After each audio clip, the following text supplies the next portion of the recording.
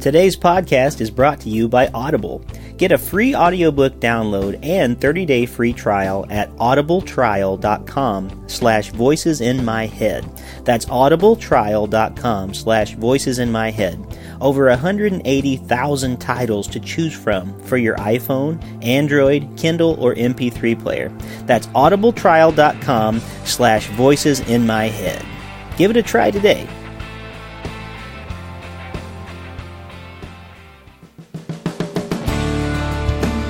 Welcome to Voices in My Head, the official podcast of me, Rick Lee James. I'm a recording artist, a singer, songwriter, an author, a worship leader, and an ordained minister in the Church of the Nazarene. The Voices in My Head podcast is your source for discussions on music, literature, movies, pop culture, theology, and more. Now sit back, relax, and listen to the latest episode of the Voices in My Head podcast. And don't forget to let the voices in your head be heard by following me on Twitter at Rick Lee James and sharing your thoughts about today's show.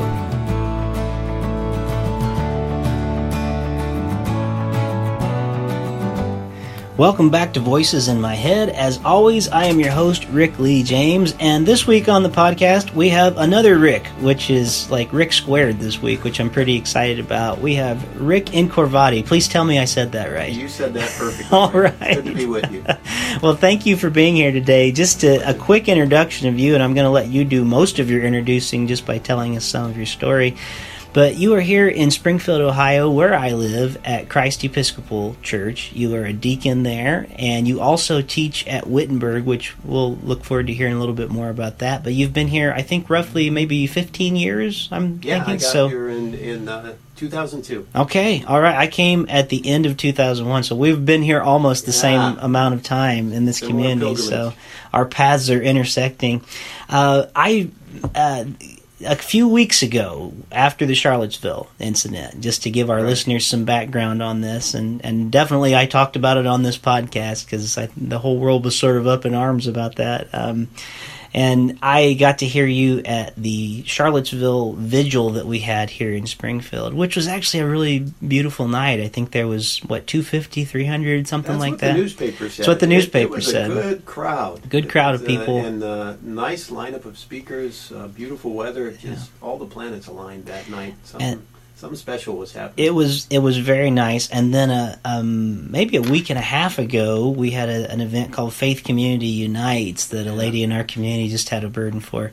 And you sort of opened the evening that night, and I was playing some music, and you talked. And I hope you'll take this as the compliment I mean it as, because one of my heroes is Mr. Rogers. All right, I mean seriously. There's been a couple really. I'm a Muppets fan too. Well, so, that's awesome. Childhood television sticks with us. That's right. And one thing I love about Mr. Rogers, and I mean there've been a couple really good, solid, even the theology of him and stuff, and his life as a minister. But one thing I love about him is he's always focusing on neighborliness. And I hope you'll take this as the compliment I mean it as. Both times when I've heard you speak, you've not only done a great job, but you have reminded me of Mr. Rogers. To this, and I mean that in the sense there's a warmth and a comfort to people.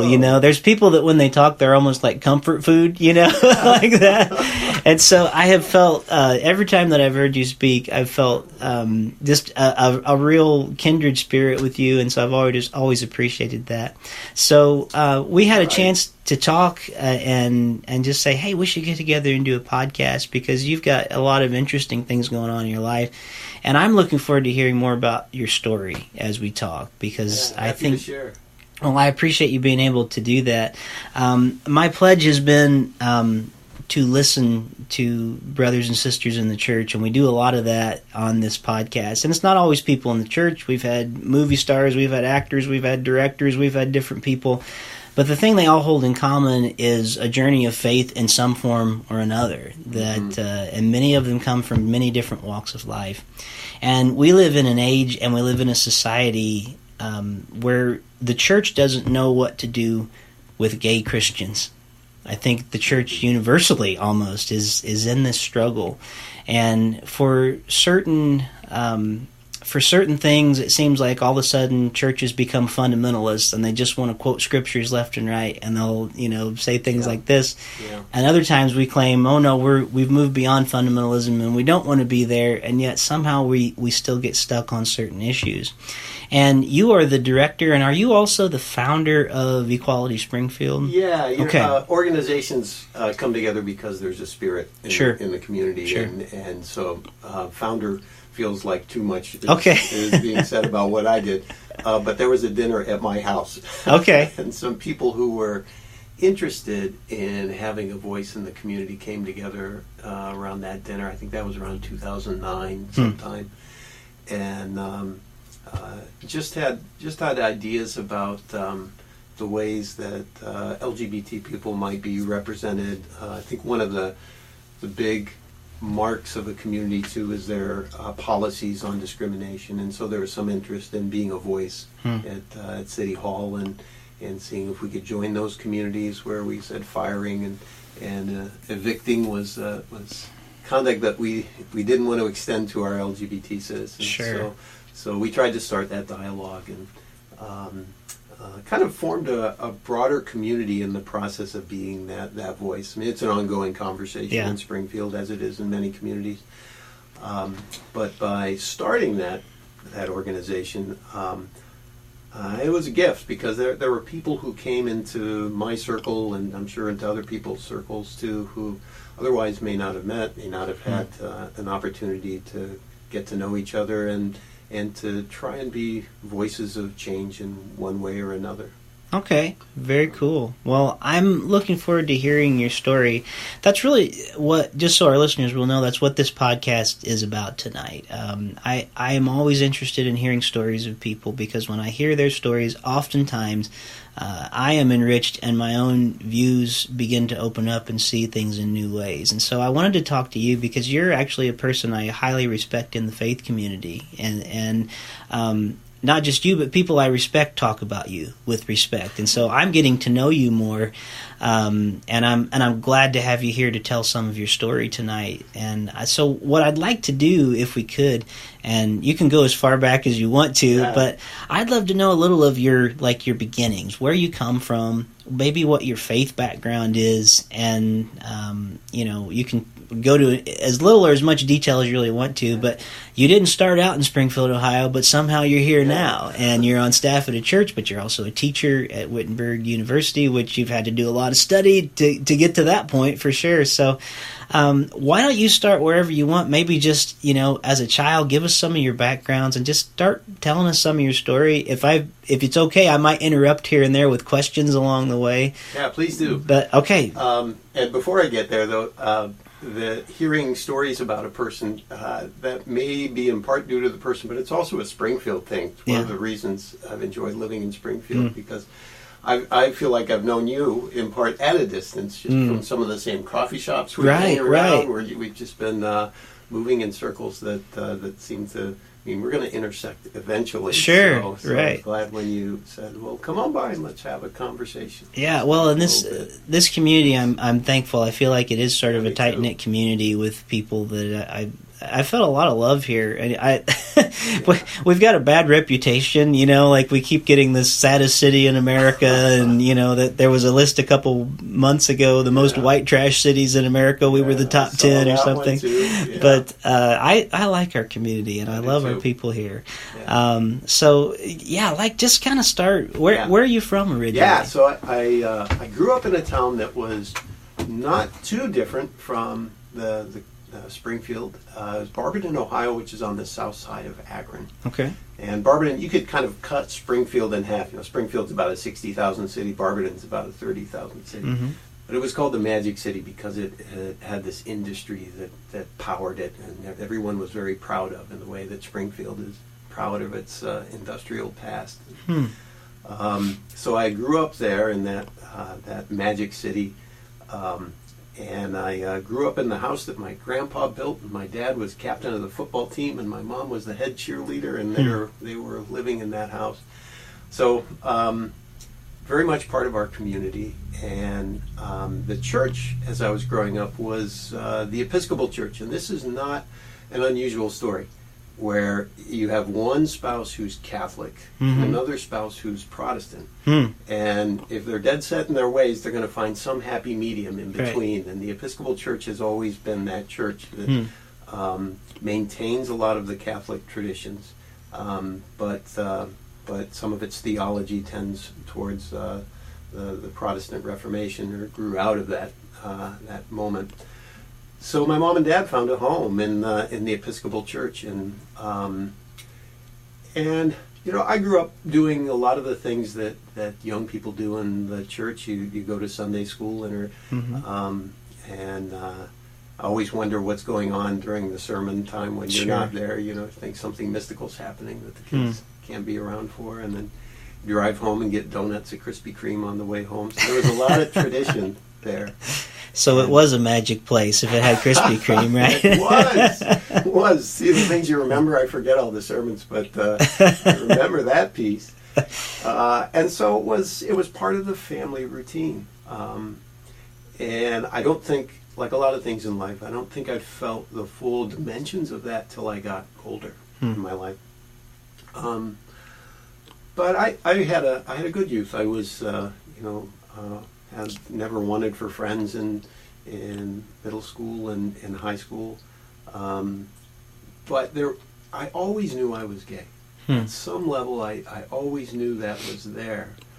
Now you say always. Can you remember an age where you started? Because I always wonder, because I'm not sure children always are even aware of that at all. It's at some point, my son right now, he's 4, and I'm not even sure he's aware of much of anything other than the toy he's playing with. Yeah, and you got to be careful, because anything that you're going to say about yourself when you were 4 years old is a retroactive thing. Yeah, you're going to go back and make sense of something in a way that maybe at the time you wouldn't have made sense of. And I certainly agree with the idea that sexual orientation wasn't an experience at that moment. But there were interests that I had. There were people that I was interested in. I would watch TV and just kind of identify with certain personalities in a way that, when I look back on it now, that's how I connect the dots, I guess. And like any other teenager, I think middle school is that period where, okay, if you had any questions, they're over now. So that's when I knew. And it's such a hard age anyway. I mean, you're just, everything's forming, and nothing doesn't seem like there's much of any solid ground in life. I remember, I hated those years so bad. and I'm going to give my age away, so this would be like the late 70s, somewhere around there, that I was in middle school, and I can honestly say, in my town of 30,000, you could look around and not find one person who was openly gay. So as far as there being role models, none. Yeah. And if you're feeling this in yourself, and you know that there are these words out there, there are sissies and queers, and I'll just leave everyone to their own imaginations to find the other words. And on some level, when my friends say that, they mean me. Yeah. It's you got to put that away. You got to find some other avenue. And so a lot of my junior high school and then high school experiences involved doing the quote unquote right thing, and having the girlfriend and going to the dances, and not feeling that it was ever natural to me, but knowing that was the only alternative at the time. I've talked to other people in my own generation, and we had the same story, where the only person that we saw in the media at that time was Billy Crystal, who was a character on this sitcom Soap, right. Yeah. So that, as much as it was farcical, was like this person that was out there owning it, saying I was gay on primetime TV. Now, it was a fictional character, and no one in the sitcom Soap was someone that you wanted to identify with necessarily. But I think that's a sign of the appetite that's out there. You're trying to find a way to live your life, and you need role models to say what you're feeling is valid. And I really think a lot of people in my generation just grew up at a time where that wasn't available. It was not an option. Now, it was for some people. There, before these years, there are enclaves in cities like New York and San Francisco where I think some of the people who just were dead set, that's how they were going to live their lives. They knew they had to go there and find those urban centers where community would await them. Can I stop you for just 1 second, and we'll get back on your story? Because I used to be the youth pastor at this church and have dealt with a lot of teens over the years. This is where my heart starts to ache a little bit and start to think like, I wonder what I could have done better, because I know that every church that I have served in, I always had teens that came forward that were in that junior high to early mid-high school area. And most of them came to me at some point, and thankfully they felt safe enough to talk to me. But many times just sitting in my office, just trembling, not having anybody else to tell, and like literally terrified. And I remember one girl told me and the adult youth worker that were sitting there, together, telling us that she was terrified to tell us that she believed she was gay because the last church she was at asked her not to come back until she was straight, type thing. Right. And so this is where my heart starts tugging, because what you talked about with role models, and I want to ask you, like, was there anybody in your church that was helpful at that point? Because like you said, it was tough, because I'll get teary thinking about it. But the number of kids who are seriously seeking after God in their lives and have felt like they couldn't because they haven't felt like their church, the sanctuary, was a safe place for them. Right. And so I guess my question, to interrupt you for a second, did you feel like you had that at all in your home congregation? I didn't have that. I think what I did have was a church where sexual orientation wasn't I won't say it wasn't an issue. It was an issue, but it wasn't a preoccupation. Okay. So I think I heard one sermon where I could identify, part of the message here is it's bad to be gay. And I don't know how old I would have been there. I think I would have been a young teenager at that point. So I knew what was going on. I knew it involved me on a private level, and it didn't sink in that deeply. Partly because it wasn't a reiterated message. It was a one sermon out of many that I would have heard, and that was it. My husband, who grew up very much in the Christian tradition, in the African American Baptist Church, in the Pentecostal tradition as well, heard that message from various pulpits, not necessarily his home pulpit, but heard that message a lot.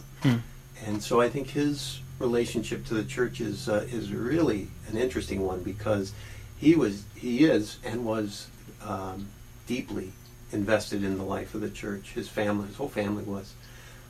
So when those messages came across, they were of some consequence to it. For me, it just felt like, well, that may be one of the deal breakers, but it's not a real big deal to begin with. So there weren't role models. But I think in the grand scheme of things, I was fortunate to grow up in a church that was fairly welcoming. There certainly wasn't the message that if you were gay, you weren't welcome here, that you needed to straighten that out and then return when you wouldn't be a bad influence on others. That we didn't hear. I think I did grow up with this sense that there was a part of me that would be outside of the church. If I were going to make sense of it, the church was not going to be the place that gave me the language to think about that part of myself. And it sounds bad, and maybe it is bad articulating it that way. I'd like to believe the church is fairly universal about our human nature, can speak to it, but it didn't feel like a bad decision on my part. It was just, if I were going to make sense of this, if I were going to integrate my sexual orientation in my life, and I think in my teenage years, I never would have thought that was the goal. That the goal was to put this away and to live the life like all the other lives around me in my community. Which is what many denominations would still say, right. and probably the vast majority of my denomination would probably still say that, just kind of bury it and don't talk about it and do that, and at the same time we've I have family members, I have friends, I have people who are really struggling with it because they don't want to leave Jesus. They don't want to leave their faith community behind, right. And yet sometimes they don't feel like there's an alternative. And so I think we're all learning how can we walk this journey together, and how can we find Jesus together. So your story has taken us at this point up to sort of your junior high, middle school years, and your family's still active in that same Episcopal church, right? Yeah. So where does your journey take you from there? Let's say maybe college. I'm assuming you left home and college, and I went to John Carroll University, which is a Jesuit college just outside of Cleveland. So that was not a big help. Oh. So it was kind of the same deal. Where there were people there who I think were others would identify as gay. Okay. But no one who would self-identify as gay. So that's still early. I went there in '83. Was there between '83 to '87. So the world is changing. And but I would say the Catholic tradition is one of those that has drawn a pretty firm line about what's acceptable and what's not. And so that wasn't going to be a place where you'd find a gay student union or openly gay students being. I don't think they would have been reprimanded or ushered off campus in any way, but it wasn't a welcome. Yeah. Can I just ask, as you're doing this and as you went there to study at a Jesuit university, were you feeling a call to ministry at that time, or no, what was your? I think I may have had a call to ministry. I think I did early on when I was young. I liked church, and we had this wonderful, just loving father of a priest at St. Peter's Episcopal Church. So who wouldn't admire him? He just said all the right things at all the right times. He was big and gracious, had his feet on the ground. He wasn't, didn't come across as sanctimonious in any way. He was well suited to that job. But there was something about his role that was appealing to me at an early phase. But I think when, in high school, that itch wasn't there, and in college, that itch wasn't there. And I probably went the way of a lot of college students, where my thoughts turned mainly secular. Yeah. And the sexual orientation would have been one piece of that, where I think I needed to turn elsewhere to find the language to help me make sense of it, find the voices that I could listen to. But in other ways too, I'm not sure that the church was always as good as it might have been. I should say the church that I was in contact with, giving me the language to understand the world around me. I just felt like the secular world was coming into my head and organizing my experience, and was rewarding and remains rewarding in some ways. And so I didn't feel the pull to go to church regularly, and kind of my academic thinking became more central to my life at that point. Okay. And so your studies then led you to, what was your major then? There's an odd thing. Yeah. It's really a detour. And okay. And we don't have to talk about it if you don't want. I'm just curious. I'll try and give you the short story, because it can be a long story. My major is in marketing. My degree is in business administration. Okay. And here's where I really want to thank the Jesuits. They want their students to have philosophy and lots of philosophy. So I had one more philosophy class to get out of the way before I graduated. Sure. And I took this 19th century European philosophy class in my first semester senior year. And it was like the moment, like, oh my gosh, ideas. Yeah. I just want to work with ideas and play with ideas. And, you start being aware of your mortality and saying, well, what am I going to do with this life that I have? And being drawn to big ideas just seemed to be important at that moment. And I thought, well, Mom and Dad were helping me paid for college, and I wasn't going to go to them and say, oh, I think I'm declaring a different major, and I'm going to be off and be a poor philosophy student. So I graduated, and I worked for a year in sales. I was in Cleveland and St. Louis. And after about a year, I called up some of my fraternity brothers back at the college and said, I'm quitting my job. I'm going to Cape Cod. I'm frying seafood, and I'm reading Moby Dick. Who's coming with me? And 5 of us just went out to the Cape and did the kind of go find yourself summer. Almost, who would it be? Hemingway? It would be, become a man, go out and, or who was it? Was it Walden, go build a cabin, or I can't remember who it was, but things like that. It was that time. Yeah. It's a good time for it, though. I mean, it was perfect. Yeah. It was perfect. So, I'm grateful to just having the courage to do that when life, I think, could have very easily taken me another direction. I've been perfectly happy there, but that's when I thought, well, English may be the way for me to be in the company of ideas and maybe more suited to the way my mind works too, and it turned out okay. Sure. Well, great. So how do, we all have different roads that take us to where we are, but you're back in the church now. Yeah. And you're serving again. So I'm curious about your story of sort of following that call back. Yeah. And especially in... and let me ask you this, because you grew up in an Episcopal church, and now you're serving in Christ Episcopal Church. Are those... I'm always curious about our stories, because sometimes I think, I don't know if I'd be in the Church of the Nazarene if I wasn't raised in the Church of the Nazarene. Right. But it's where I'm comfortable, and it's where I've found myself. Tell us sort of about that part of your journey, of coming back to it again, because... that is the favorite part of my story, I think. There's this great book out now that I really recommend. Ta-Nehisi Coates has a book called Between the World and Me. He grew up in Baltimore. And so he talks about being poor and in Baltimore, and then he goes to Howard University, and he calls Howard his Mecca, because it was when he was at Howard that he saw all these different walks of life. Different things became possible. He intersected with another group of people. And for me, that was the University of North Carolina. Sure. So I went there to study English, and that was the place where if I was looking for the language to understand sexual orientation, I found it there. And then I found a community there. And I also found my interest in the church come back there, and it was really through the Quakers there. There was a Quaker meeting group that was near the campus, and I was interested in them for a couple reasons. One, they weren't big into doctrine.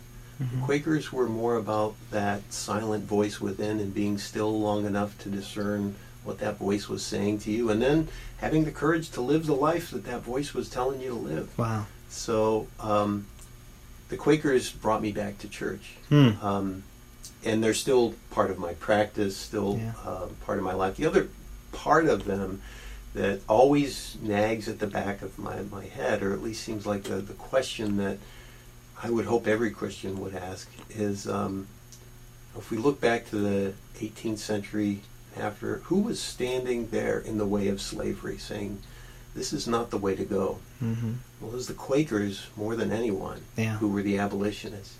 And I think what their virtue is partly the attention they give to that still voice within us. Sure. That once we get into large communities and we form polities, and then there are statements of belief and those kinds of things, movement doesn't happen very quickly. So I look at the Quakers as the wake-up call for a lot of us. If I go, last couple of years I've taken vacations in the South where plaques are outside of some churches in major downtown areas, and you can kind of read where were they during the civil rights era or during slavery. And was just in Atlanta over this summer, and there's there's an Episcopal church down there with a plaque that doesn't say too much about the Civil War or just that it was built by Confederate members of the Confederate Army. But then there's a United Church of Christ church down there that was had to be one of the first integrated churches, because the moment that slavery was over, they opened up schools, because they knew these slaves were going to need new jobs, and they needed to be educated. And so the people who taught them were sitting next to the students in those pews, the white teachers, the African American students, and so there's that plaque right downtown. Yeah. And I got to think that whatever the kingdom of God is, it's leading us in that direction. Maybe that's that neighborliness. Yeah. You know. Right. Well, and you think of and I'll put it this way. The Quakers, who themselves were incredibly persecuted in this country. I mean, like we don't want to face that part of our history, but man, we really put it to the Quakers. I say we, I mean Christian people in this country, because they didn't believe in baptism, so they were gonna, we put them on a cart and tied them to it, and people went with hot pinchers and ripped their flesh off going down the street, and that was the church. That was the church doing those things. And what's amazing to me is I know a lot of Quakers now, and almost all of them I find to be like you, incredibly gracious. And in many ways, I would want to say, what do you have to be so gracious for? Like you should be the person that's angry if anybody is. But I think in many ways, as I've often heard it said, and it may be kind of a trite little saying, but trials can either make us better or they can make us bitter, and I think in many cases it's made people better, and helped them to overcome a lot. So anyway, sorry, that was just sort of a side note on that, but yeah. No, but that I agree. The Quakers that I know are, it's not to say they don't get angry; they're impassioned. Yeah, but, for sure. But they are gracious, and some of the theologians that write within that tradition have. Just some of the books that stick with me too. Yeah. So I don't worship or pray with the Quakers much these days. Occasionally I get a Sunday off and I'll drive down to Yellow Springs and I'll go to the Quaker meeting just to keep those roots alive and feeding me. But I then found my way, and it was coming back to Springfield when I found my way into the Episcopal Church. Wow.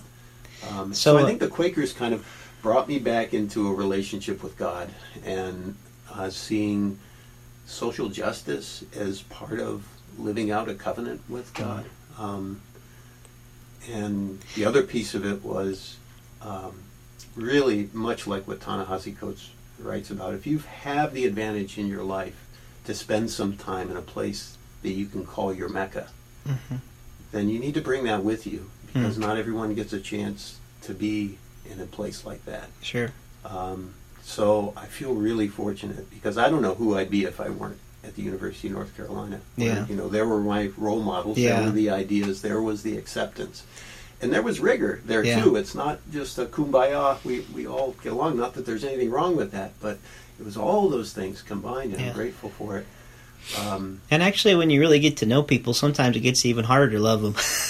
In some way. That's the challenge of the gospel, is like, wow, that person might be an enemy, but guess what? Jesus says we've got to love our enemies, and isn't that the hardest? It's difficult, and it's not an easy task at all. So anyway, so at this point in our journey, and we may be fast forwarding a little bit, but you've moved to Springfield, and I assume you moved here for the teaching position, or was it partially also because you knew you'd have an opportunity to serve, or was that something that came as a result of moving here? Yeah, that came as a result of moving here. Okay. So, and it was actually didn't happen until after forming Equality Springfield, and my pastor at the time, Charlotte Reed, said, you might think about looking into the diaconate, to being a deacon, because some of the work that you're doing now is the work that within the Episcopal Church is what we identify as being part of that that order,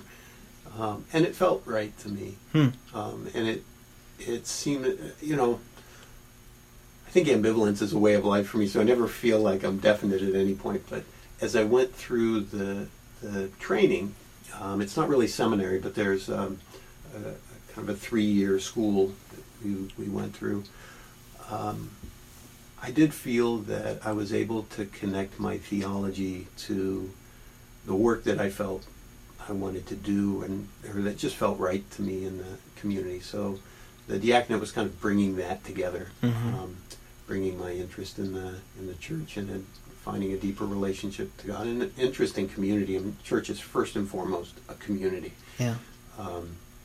All those things seem to gel around that. And I think that's powerful because I know in my own life, I've told people all the time, like, I tried to run from ministry.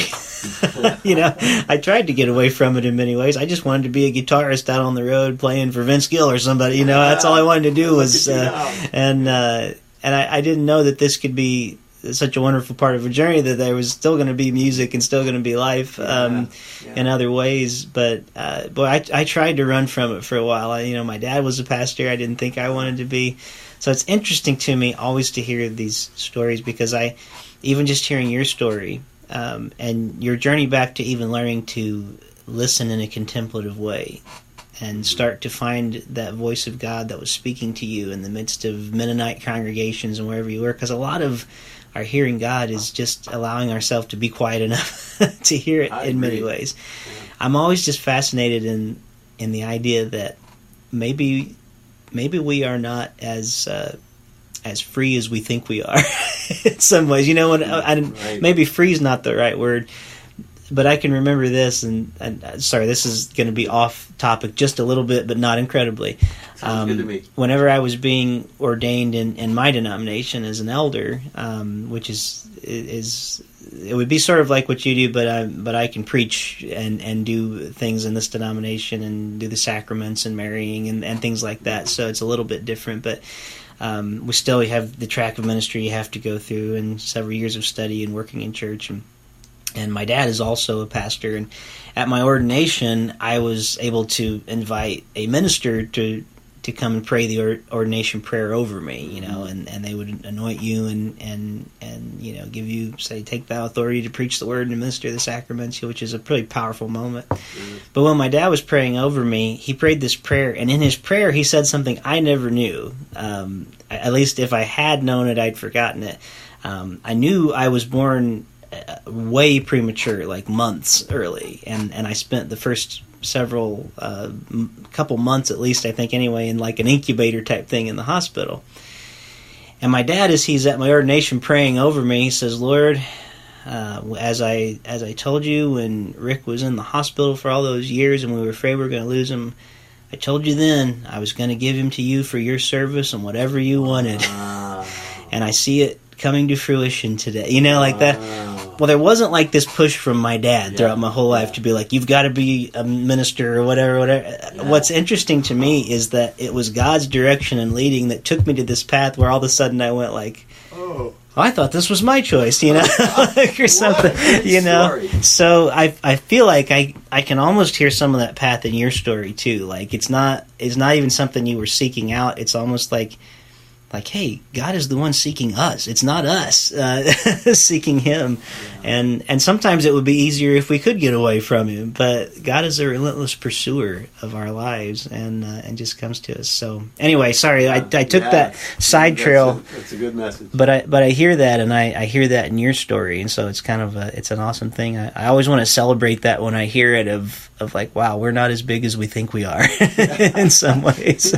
So you've been here in around, I think you said around 2010 you started Equality Springfield. Equality Springfield, yeah. Okay. Yeah.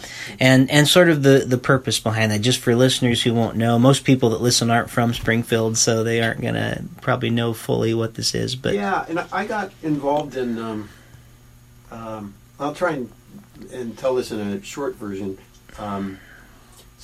I got involved in Equality Ohio, which is a state-level non-discrimination LGBT advocacy group.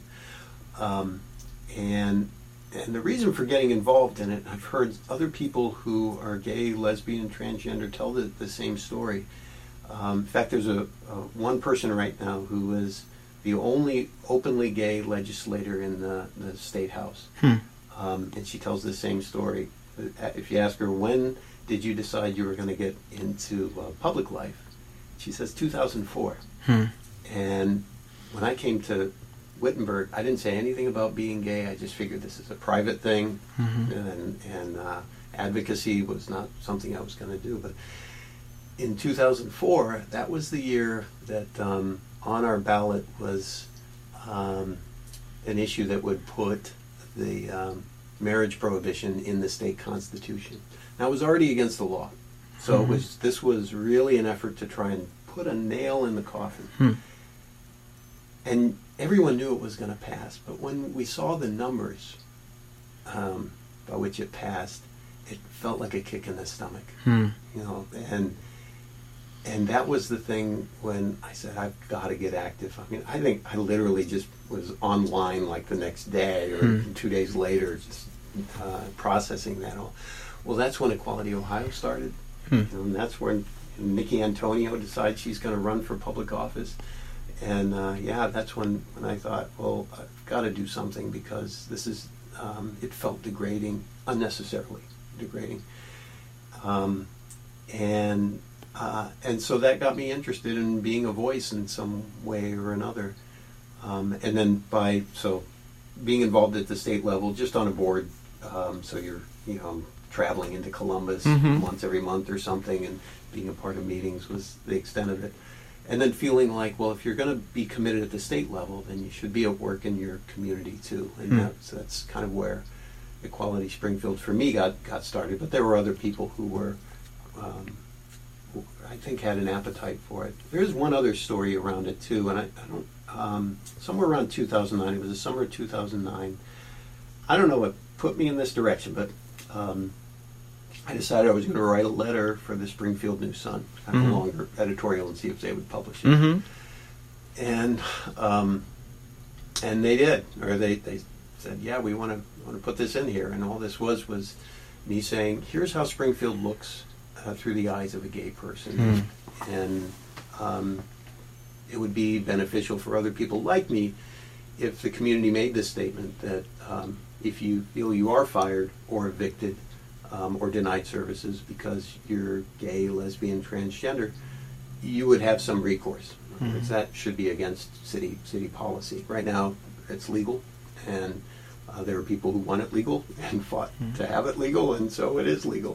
People with more influence than our group has. So when you say legal, like it's legal to be denied services, or just even to be fired from your job? Be fired from your job. See, I wasn't even aware of that. Yeah. So just and they don't have to have any other reason except for finding out you're not straight. Right. Wow. Right. Yeah. And there are places with that policy. You don't hire gay or lesbian people in their communities where it's illegal to do that. 20 cities in Ohio, the latest counting, but Springfield is not one of those. So yeah, we're still making that push. Yeah. But I wrote this, that editorial, and there were friends that I'd worked with, kind of just in outreach, and they were from more conservative religious traditions. And I was worried, and I sent the editorial to them before it appeared in the paper, and I just said, well, I want you to know that this is going to be in the paper, and this is a part of my life that I haven't shared with you. And in some cases, I knew not only where they stood because of their own religious traditions, but also when I did a turn on the vestry, and our church received letters from people in the community who wanted us to know they weren't happy when Gene Robinson, an openly gay bishop, was ordained. So that was kind of another flashpoint.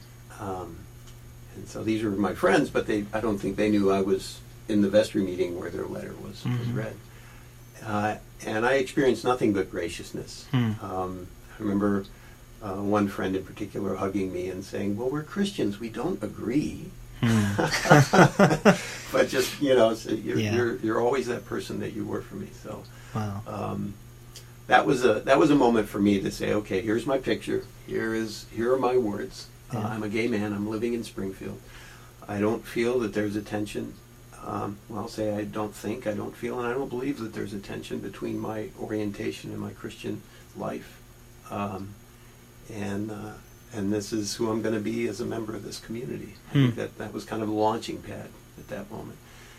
And I've got to give kudos to Wittenberg University for being a place where not only did I feel comfortable saying that, but I felt like I had colleagues that I worked with who would welcome it. They would be okay with it. They wouldn't see that as drawing too much attention or being in any way a poor reflection on the university. So, in some ways, that's a gift that I feel I should be using because I have so many friends who aren't in that spot, and that includes friends in the public schools. Imagine yourself teaching the 4th grade and just having to worry that if you mentioned that you have a same gender partner, and that coming home to a parent who doesn't want a gay person in the class with their kid. I could easily imagine that happening in our community. And, depending on who the administration is, and we hear good things about the administration here, but if someone doesn't want to take that heat, you can be fired.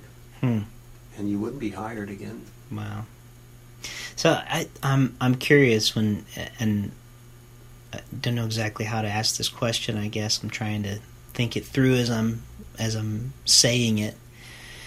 Do you live just in this, not even just Springfield, but just sort of in the air of the nation as a whole?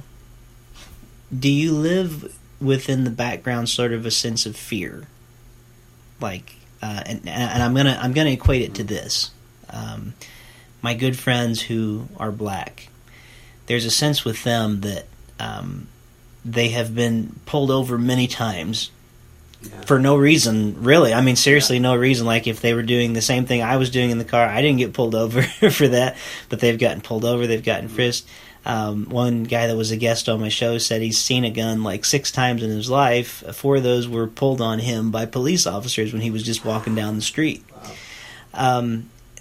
So I'm asking you from that sort of perspective, like from do you ever feel that way? Like, in a sense, like, oh, if this person finds out, like, is there that sense of fear in your heart? Because I think that would be a very hard place to live from in some ways. That is such a good question. And I have to, seems like the kind of thing you should be able to answer without thinking about, but I think I don't have that experience well, I shouldn't say that. I think there are situations where I say I have to be careful how I represent my husband, or if someone talks about my home life, what I say, because I don't want to. But I think it's more that I don't want to make other people unnecessarily uncomfortable in some situations, and I think it could here. But I think that's rare. So I don't know. I don't think I have that fear. I know what you mean. My husband's African American, and yeah, he lives with that fear about who's going to pull him over and what might happen if one thing leads to another. I don't feel that. I feel pretty fortunate. Well, that's there. I think the first year that we put a big rainbow flag outside of our house during Pride Month, that was a test, But I'll sing, Springfield's praises about this one too. I really love the way this community does come together around issues, and the way that we have this diversity here of viewpoints, and don't always get along in all ways, but we know each other and form something bigger than ourselves together. Springfield has not been a place where I have seen overt violence towards LGBT people. Now, it's happened, and there are police records to show it's happened. It's not perfect, but in, I guess, 6-7 years of being part of an LGBT advocacy group and doing the first Pride celebrations in town, bringing the Dayton Gay Men's Chorus in to do holiday concerts for 8 years now, we just haven't seen it. So, it's not a testament to my character that I'm not afraid. I don't think Springfield's given me much cause to feel afraid. Well, I'm glad to hear that. I'm glad it's the reality. Yeah. Well, I know it's not everybody's story, so I am glad to hear that. I'm trying to think how to wrap up our conversation a little bit, and I'm just trying to think through some different things, because I have friends and family members who have come out to me over the years, and many times it's been with a real sense of fear, and that's one reason I'm asking you about that. And I think some of them have even moved far away to places that have been more affirming because of the fear they are in at times. And I think that's unfortunate. I think as I hear our conversation tonight, I'm hearing, in the midst of it all, first of all, I know many people are listening to this, and like I told you before we started, we're just about to, I think, 32,000 downloads of this podcast, so I know we've got people from all walks of life, from all denominations, from all kind of places. So I don't know that our conversation tonight, that I want to do anything other than just say, if you can, take time to listen to other people's stories and hear where they've been and where they're coming from. So often we don't get to know other people because we've already got a preconceived notion maybe about them at times. And I feel like part of what we can do, and hopefully what's been happening in Springfield and what you've been experiencing, even with some of the stories you've told, is even with people that may not agree with where you're coming from, they've been gracious enough to listen to your stories, and that has enabled some conversations to happen that are very important. And I guess if I want to try to do anything with a podcast format like this, when I'm always having guests on from all different walks of life, hopefully we can continue just to share those stories and talk about those things that make us human. And what I hear in this conversation too, those things in our lives that are seemingly beyond our control. When we think about God and the way He calls us, and William Willimon, one of my favorite theologians, he always says, I question Jesus' judgment sometimes, because if it was me, I wouldn't be calling half the people that seem to get called. And yet here we are on this journey together, different stories, but we have the same God who seems to be calling us out to be about His business in the world. And I think of just knowing you and even my own attitude probably 15, 20 years ago that would have probably not enabled me to have a friendship with you because of my view on things like this. So I want to thank you for being sensitive to the Lord and listening in your life, and what a benefit it's been to me to get to know you a little bit more. And much of that is because you have sensed God leading in your life, and I do mean it. When I've heard you speak, even tonight, when I've heard you speak out at other places, I do sense this real sense of Jesus' call to neighborliness, and I feel like it exudes from you, and so I appreciate it so much. I appreciate I appreciate your heart and for taking time to be with us tonight. What is it that we have missed in this conversation? Is there something that was kind of burning on your heart tonight that you wanted to share about that we just didn't get to? I realize we're like 52 minutes into our recording now, wow. and I could go longer, but I usually try to keep it at around an hour. And well, as you were talking about people coming forward to you to share their stories, and you could read the fear in them, and I think I understood your question a bit more too about if I'm fearful in some situations. An observation that was really helpful to me was I'm going to forget the guy's name, but he was a civil rights activist who was kind of Martin Luther King's era, and he had come to speak at Wittenberg. We just really had some tremendous speakers there. And he said that the difference between African American civil rights and LGBT civil rights is that in the African American traditions, they had the church and the family working for them. In the LGBT tradition, they've got the church and the family working against them.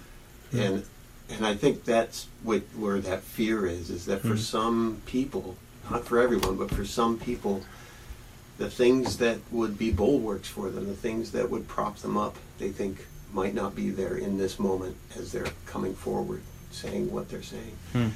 And I've just been fortunate not to be in that situation. I worry certainly about social exclusion. No one likes to be cut off. Sure. But as I described the church I grew up in, it wasn't going to be a preoccupation. So even if I had been remarkably courageous and in those early years decided I was just going to say who I was and speak my truth and find a way to live my path, I don't think the church would have let me go. But I know that's not the universal story. Yeah. And that's where that fear is. Yeah. Well, I hope that even in my conservative denomination, I would hope and I pray that we can become a place where people can feel safe and find a place to come and know God more. And that's my hope. And as Christians, I don't think that's always been the priority. We often tell people you have to look a certain way and act a certain way and be a certain way, and then you can come be a part of us. Seems like that's the wrong order, because Jesus doesn't seem to be so discerning about the people that he comes to, does he?